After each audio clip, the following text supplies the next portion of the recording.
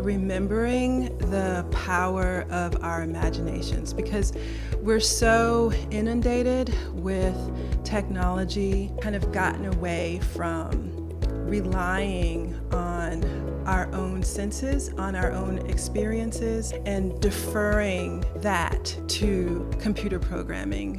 My name is Tanya Clark, and I am an assistant professor of English at Morehouse College in Atlanta, Georgia.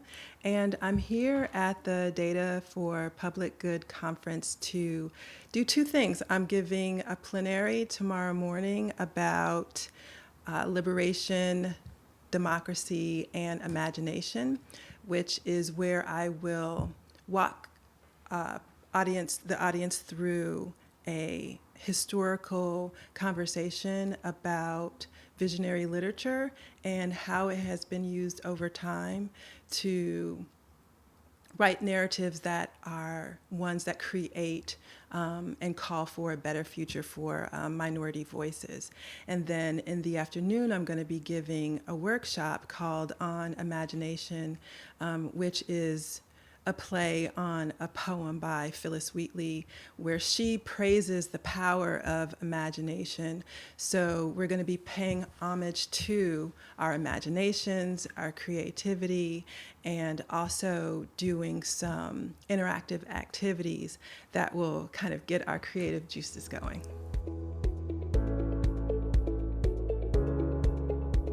So what I like to teach in my classroom is visionary literature. It doesn't. I didn't come up with that term. That term is from Adrienne Marie Brown, and she's a co-editor of an anthology of short stories called Octavia's Brood.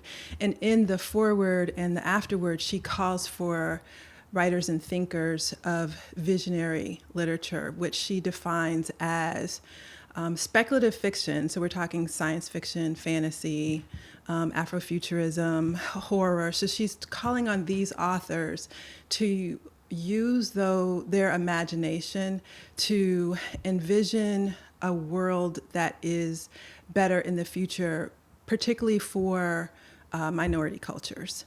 Whether that culture is based on ethnicity and race, gender, sexuality, but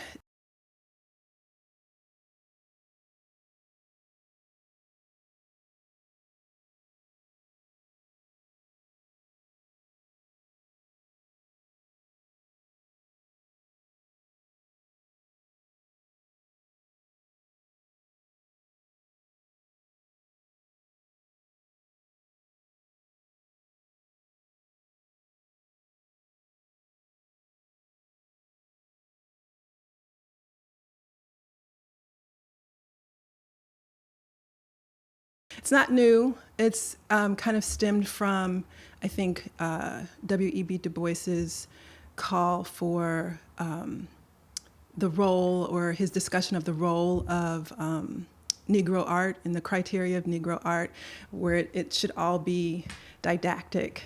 It should all be propaganda, right, to kind of advance the racial question in the racial debate. So I think it comes out of that history.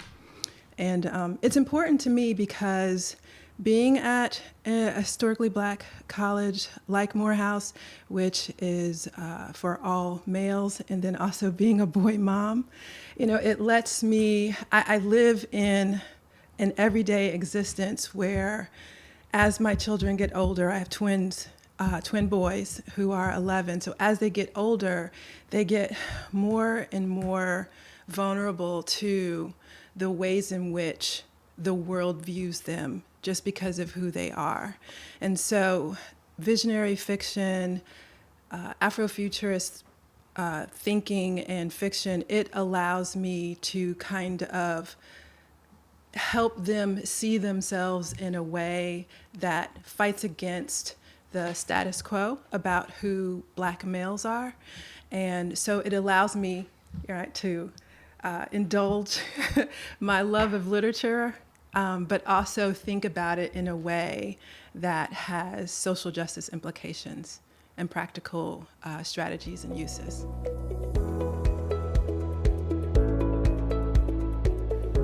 So key takeaways of my message is really just us remembering the power of our imaginations, because we're so inundated with technology that can do our thinking for us and can do our writing for us. And we've kind of gotten away from relying on our own senses, on our own experiences, and deferring that to computer programming, experiencing that through gaming. And not that those things don't have a place in our world, but at the moment it feels like those things are becoming young people's kind of go-to. So I want people to remember their own cognitive, creative abilities, and to understand that that's where they should start. So start there instead of giving away, your power over to a language model. And that the more you do that, then the more your own voice gets silenced. And so I want people to understand that no matter where you are in terms of your thinking or your age or your geographical location or your ancestry, right, that everyone has a story, and that if we think about the importance of that story, then perhaps it can help someone else, and perhaps it can help your own personal development, and then perhaps it can help community, so it gets kind of larger and larger. Why it's important in particular right now is because there's a crisis in the humanities, really. I teach at a liberal arts college, but as an English professor, our numbers are down. More and more, we are getting away from the lessons that the humanities can teach us.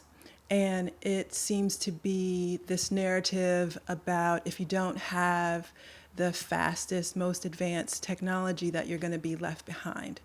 And so students are pushed more and more to kind of amplify their thinking strategies, their workload in and outside of school, and balancing their personal responsibilities. And so we have become this culture that is about quickness, I think sometimes at the detriment of quality. And so it's important because relying on our own and developing our own critical thinking skills will help us be able to problem solve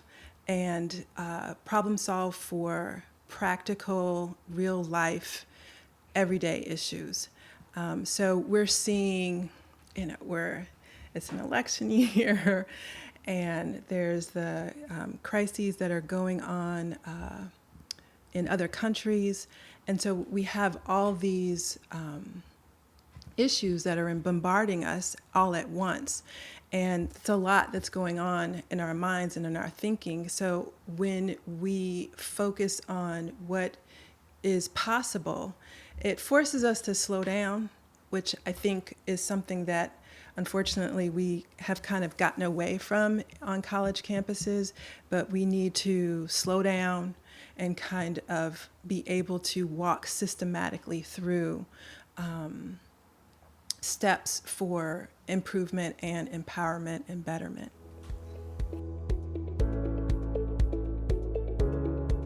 So the humanities are important because that's where, the humanities gives us the blueprint for how to stay connected as human beings, right? So the basis of any of those isms, racism, sexism, is this inability to see the other as human.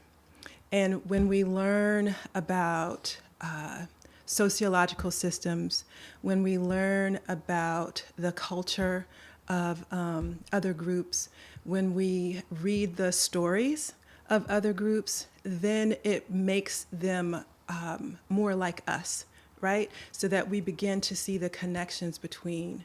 So if we can recognize one another's humanity, right, which is what is the basis of a liberal arts education, the basis of the field of humanities itself, then we can begin to kind of be open to collective voices and collective experiences. And so that's why the humanities are important, because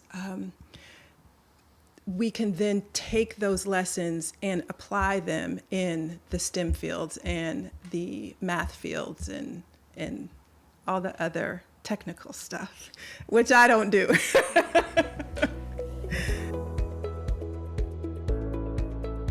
So for people who are listening who are interested in visionary literature, with literature being the key word there, they have to read.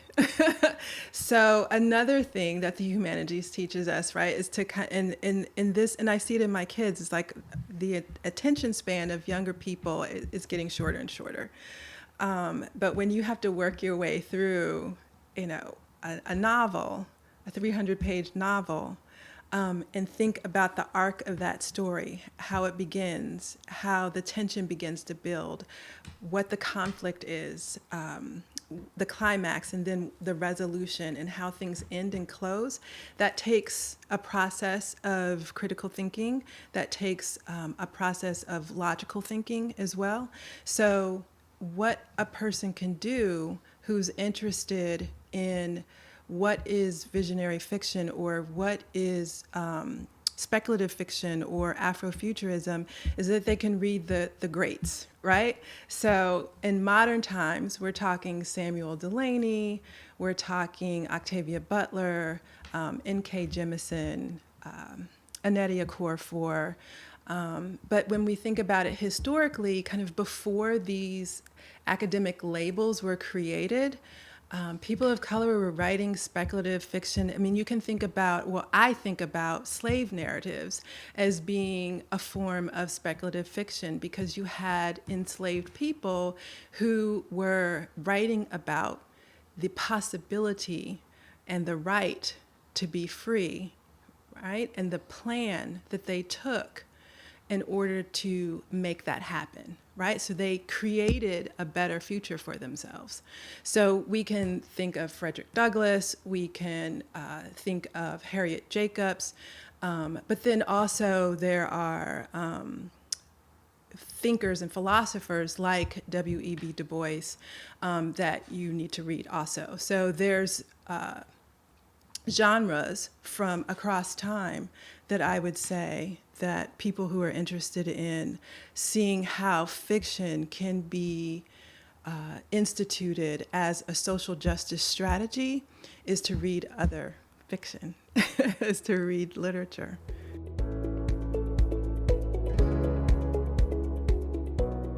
So a better future for me looks like inclusion, right? It looks like collaboration. What we would say here at D4PG is, what I'm learning from last year, is co-powering, right? So all sitting together at the table and offering our stories, but then taking those stories and seeing, okay, where are the similarities, where are the differences, and how can we put them into effect for the future. So I'm thinking about it through the lens of being a mother, through the lens of being a professor and an educator, through the lens of being a Black woman. So a better world for me is one where people can bring their intersecting identities to the table, and not have to apologize for those, not have to justify them, not have to explain them, but just offer them up. And that those voices and identities are heard, and that they're supported. So yeah, a better future is one that is diverse, it's one that is collaborative, and it is one that is, all-inclusive. If people want to learn more, I have, with the TCIA folks, we're going to be starting a book club. through Amazon books. And so we're going to be curating a book list, a reading list, and I would start there. So when that link and website is all built out, we will share those things and we will have regular discussions. And because it's digital, there'll be kind of ongoing discussions and you enter where you are. And they will have those foundational books across genres. Because, as a professor, I'm teaching, I teach students from all kinds of majors, so we're not just kind of thinking about fiction and literature, but also where these narratives are coming up in other genres and other fields. So I would say start with our book club. And hopefully we're also going to be launching a podcast about ways in which we can use Afrofuturism in our practical everyday lives.